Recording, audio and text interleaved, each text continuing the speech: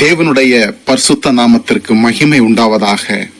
ஆண்டவராகிய இயேசு கிறிஸ்துவின் இனிதான நாமத்திலே உங்களை அன்போடு வாழ்த்துகிறேன். தேவ பிரசன்னம் உங்கள் அனைவரோடும் கூட இருப்பதாக. இந்த நாளிலும் உங்களோடு தியானிப்பதற்காக தெரிந்து கொள்ளப்பட்ட வாக்குத்தத்த வசனம் சங்கீதம் 94வது அதிகாரம் 18வது வசனம். என் கால் சறுக்குகிறது என்று நான் சொல்லும் போது, கர்த்தாவே உமது கிருபை என்னை தாங்குகிறது. ஹல்லேலூயா.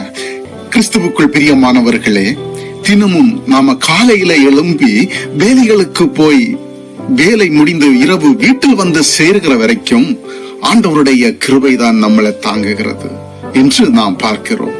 எத்தனையோ பேர் இந்த நாட்களை காண முடியாமல் இறந்து போயிருக்காங்க.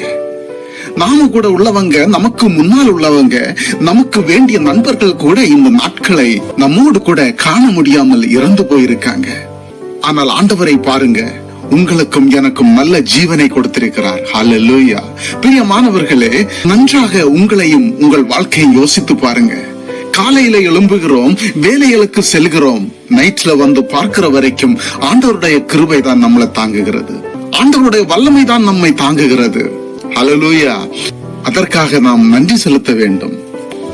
எத்தனையோ விதமான ஆபத்துகள் நிறைந்த இந்த உலகத்தை வாழ்ந்து கொண்டிருக்கின்றோம்.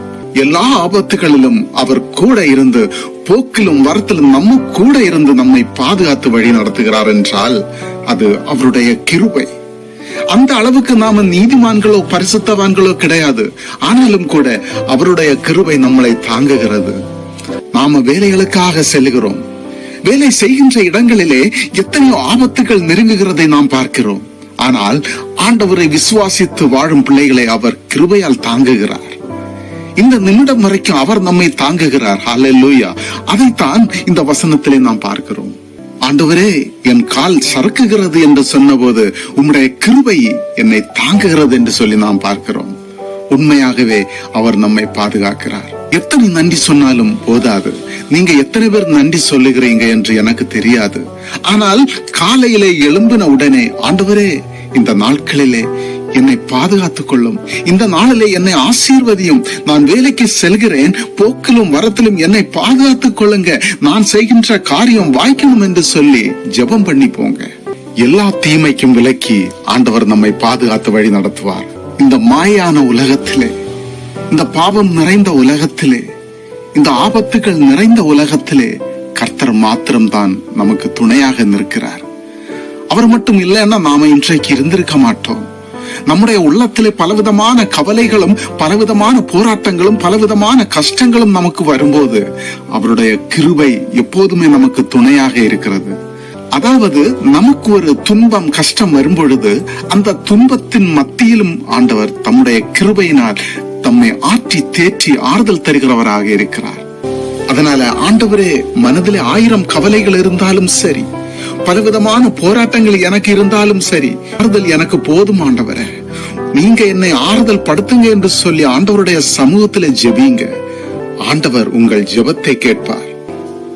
இம்மட்டும் பாதுகாத்து வழி நடத்தின ஆண்டவர் இனிமேலும் கடைசி வரை உங்களை பாதுகாத்து கடைசி வரைக்கும் வழி நடத்தி ஆசீர்வதிப்பாராக. ஆமே. இருக்கிற இடங்களிலே கண்களை மூடி ஒரு நிமிடம் ஆண்டவரோடு ஜெபிப்போமா? அன்பும் கிருபையும் இரக்கமும் நிறைந்த நல்ல தகப்பனே, ஆண்டவரே, இது இந்த நாளின் காலை நேரத்திற்காக உமக்கு கோடாகோடி ஸ்தோத்திரம் ஆண்டவரே.